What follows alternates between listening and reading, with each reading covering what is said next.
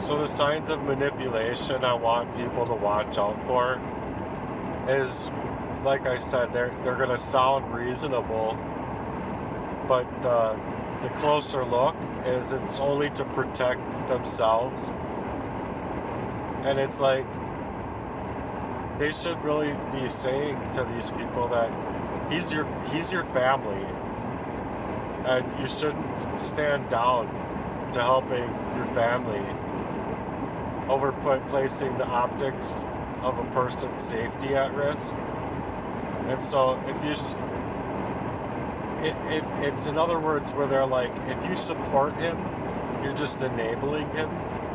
That flips the roles where the abused becomes the abuser because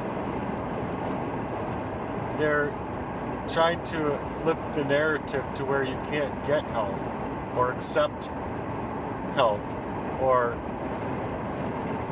accept to help. You know what I'm saying?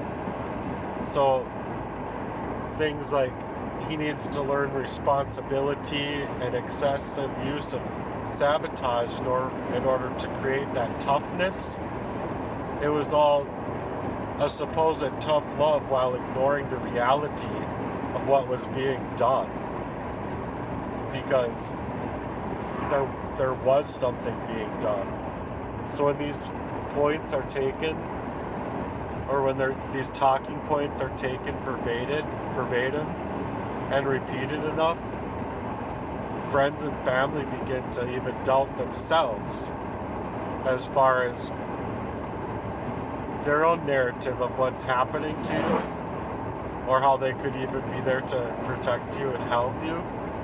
So it's to leave them in a state of mind to withdraw because they become afraid to help you, much like these men in my life didn't want to go in front of a counselor, in front of a therapist with me to suggest that they were just okay with it just being me. There's nothing else to see going on here, and we're not going to be there to help you speak out against our characters that you're discovering have been hurting you.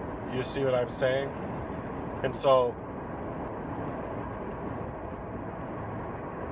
they just didn't want you to be asking questions to where they should have shown up for you, and without witnesses to the harm multiplies, and then the betrayal comes from private people keeping you gatekept and keeping you as if you're just like supposed to be captured. And because you are captured in that way, and it's holding you back from what you otherwise would be able to do, these crimes go unnoticed, and then they become invisible to other people. So you got to know this, that the abusers often recruit others, both bribes and manipulation strategies, both, but you know, whether there's money or favors or manufactured alliances, it acts as a buffer to their abuse that they're taking inside of my life, or inside of your life if you're experiencing these things.